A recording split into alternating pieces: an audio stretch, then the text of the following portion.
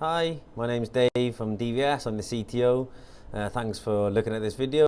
So our customers and our own staff have asked us to do some how-to videos about some of our products and technologies. So I thought it'd be a good time to make a start on these. The first one we picked is the ANPR, very commonly used. So I thought I'd give you a little bit of an insight. If you haven't seen it or feel like you want to know a bit more or see its uses, then we'll take a quick look. So the first thing we do is install the camera. We've got a couple of different models, a couple of different lens sizes. We do a 2.8 to 12mm and a 8 to 32mm variation. The 2.8 to 12 is about 50 meters read from the camera, and 8 to 32 is about 35 meters read. I'm going to show you one we've got installed on our building, which is an 8 to 32mm lens size, which is about 35 meter read distance from the camera itself. So what we would do is open up a web browser. Currently it's Internet Explorer, which will support the plugins. So we'll web browse straight into the camera. We'll log in. Not going to show you my password. That would be very silly, wouldn't it? So we logged into the camera. First thing we'll do, the image is going to load. It takes a couple of seconds on Internet Explorer to load the actual image. You can see now, very dark outside, and 4:45, the light levels drop. The camera has gone into its nighttime mode. So what you'll see now is any vehicle that would pass the scene, through the scene, forward or backward, you would see the reflection of the number plate. The way we do this at night, we overexpose the image, which allows us to combat the headlights, forward facing or rear facing. There's a car coming now, we're just about to see a car come through, and you can see the number plate there. If we didn't put it into this mode, in the daytime, you get a clear color image, but at night time, if we didn't do this adjustment, the headlights would affect the image and you wouldn't get a read. So we combat the headlights and we reflect the infrared from the camera off the reflective surface of the number plate, which allows us to do the OCR, the optical character recognition. So what we will do now is show you a little bit about how we set this functionality up. So if we go into configuration, you'll notice this is an actual dark fighter camera. We do two models. We do a light fighter and a dark fighter, and we actually do a new dark fighter which has superseded both these models, which is the /P. It's got a hardware uplift, and now the P model comes as ANPR out of the box by default, so you don't have to load specific firmware onto the camera. It makes it much easier for you guys to install and use. So first thing we do is we go to the system, we check our firmware, and if you're not sure if this is the latest firmware, then you contact our technical support and you'll be offered the correct version for that product. Under VCA resource, we can check the vehicle detection is enabled and not smart event. Vehicle detection allows us to do the ANPR, and that's all it will do. It won't do any of the other VCA analytics that it would be capable of if we weren't using it for vehicle detection. Next important step is go down to image. A couple of things we need to pay attention to is the mounting scenario. Now, whichever ANPR camera model you use, the setup is exactly the same. The mounting scenario for this is set to road, but there is normal. By default, it's set to normal, but we will have to set it to road mode. That's how we alter our settings to get the best of the camera. So day and night time, the read rate and accuracy will be increased by following this simple rule. So set the mounting type to road, and what happens then under exposure is sets the exposure time to 1/1000. This is quite important, as I say, to combat the headlights at night, that we put it to 1/1000. Now, if the vehicles are low speed, say they're approaching an entrance and exit barrier, we can actually drop the 1/1000 read rate down to say 1/500, which lightens the image slightly to give a usable image around it. But for high-speed vehicles like we have here on the main road, we need it 1/1000. So it will depend on the scene type that you're doing. The recommended default is 1/1000. Again, we can tailor this when you're installing it via DVS Technical. So 1/1000 for this installation. Focus settings, semi-auto, 3 modes, auto, manual or semi-auto. Semi-auto is the suggested one. Day-night switch. What you'll see for day-night switch is by default is set to auto. So the camera will use the photoelectric sensor to change it between day mode and night mode. What we do for the speed of change and to make so you don't have a period of time where the plates aren't red, where it's dusk till dawn, what you can do is select triggered by video as the day-night switch. Sensitivity starts at 4, we can put up to 7.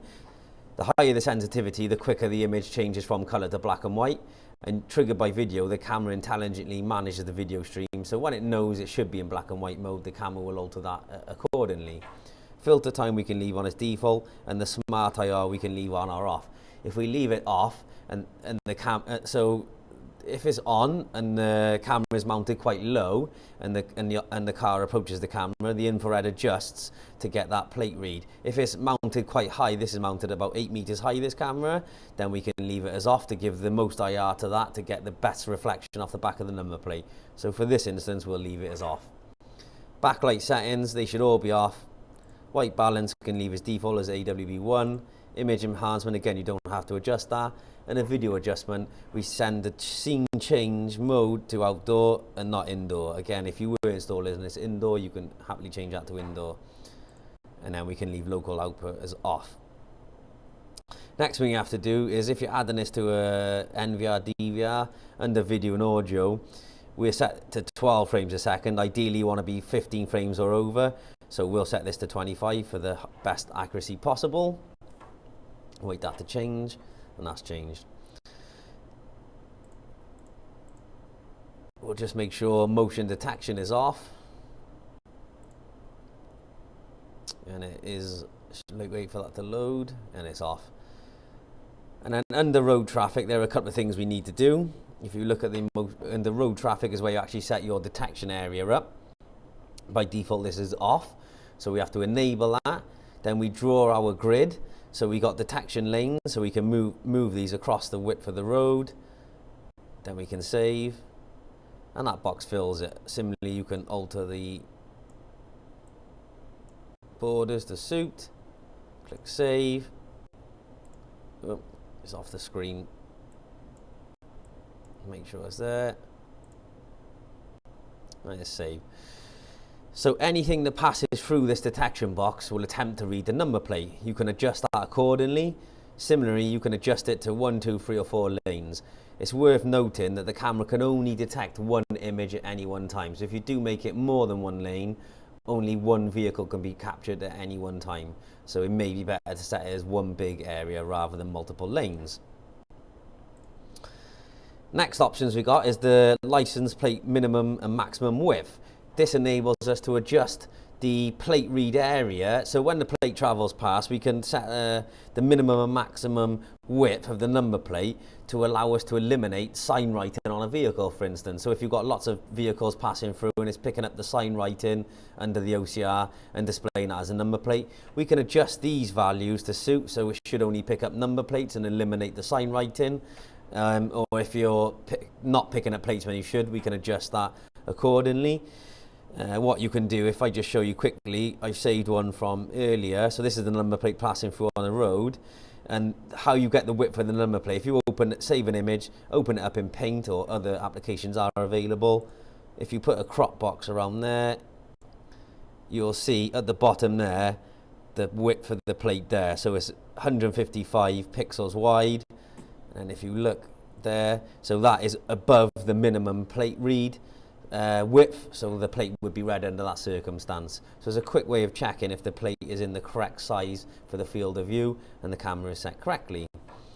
We can set different regions. We're in Europe. If any of you are outside Europe, you can set one of these other two options, but we're going to leave this as Europe. Now, the mode is quite important. You've got a custom, alarm input, entrance, exit, or city street. City street mode is the most accurate. It takes longer to read the plate and send it to the NVR or save it in the real-time results, but it's the most accurate of the choices here. Entrance exit mode is the quickest. So if we selected entrance exit mode, it reads the plate quickest and processes it, then sends the open. So if it had a barrier connected to the camera, it's the quickest way of opening a barrier through the entrance exit mode, but the plate accuracy isn't as high as city street.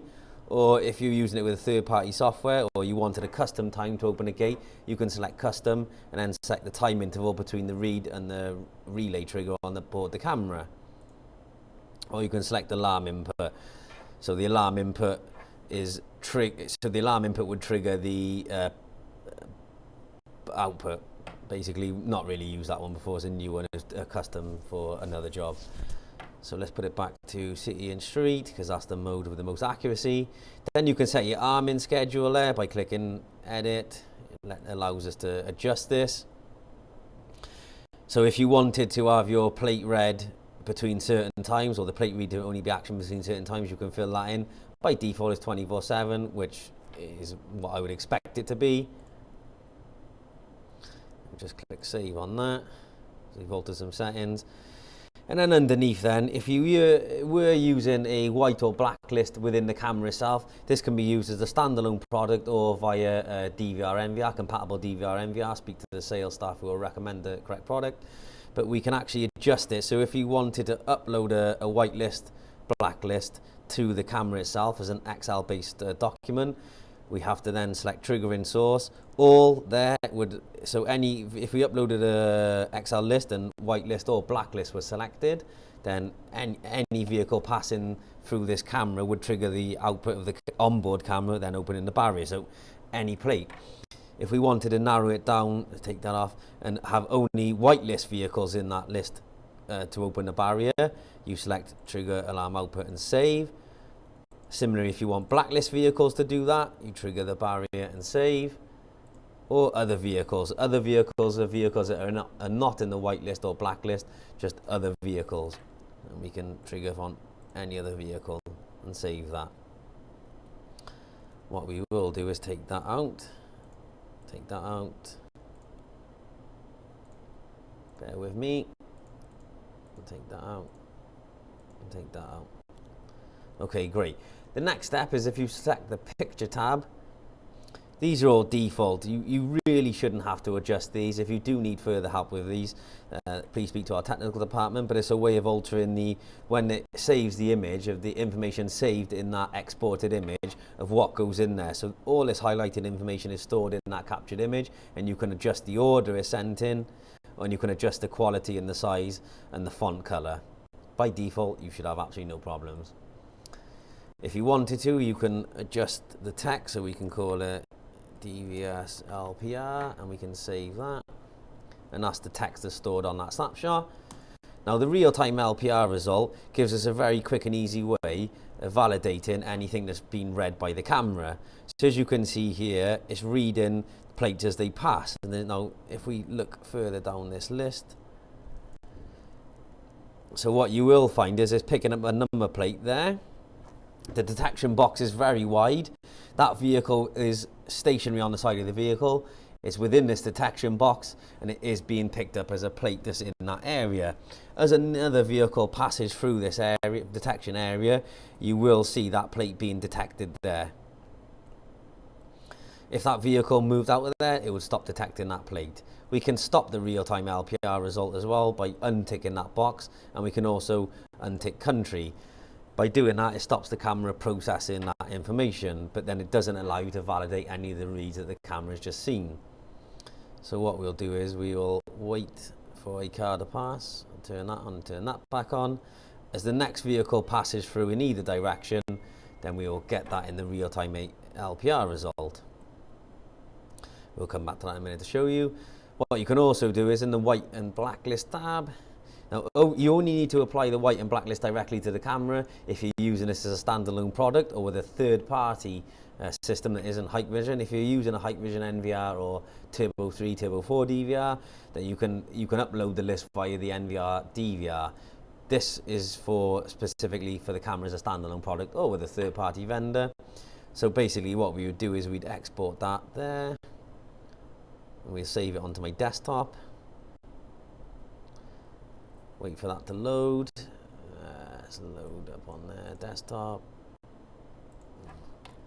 LPR DVS. We'll save that. Then if we modified any of the information in there, if we search in there, LPR DVS. LPR, open this.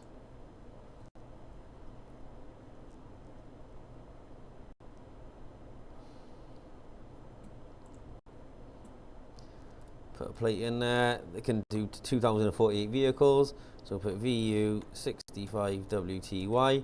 All capitals, no spaces. And if it's a whitelist or a blacklist, we'll say whitelist. That's allowed vehicles. We'll save that and we'll close that down. and then we'll import the file again.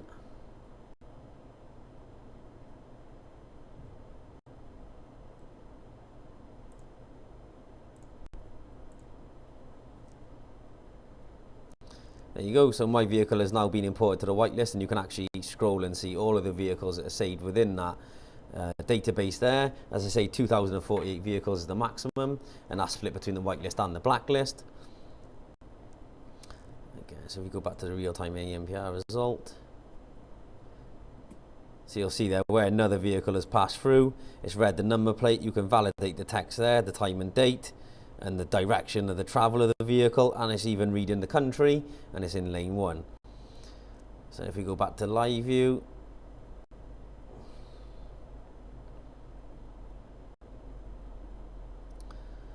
that's the actual live from the camera now. You can just about see the number plates there, and as any vehicle pass through there, as I say, because it's nighttime, the image is this dark.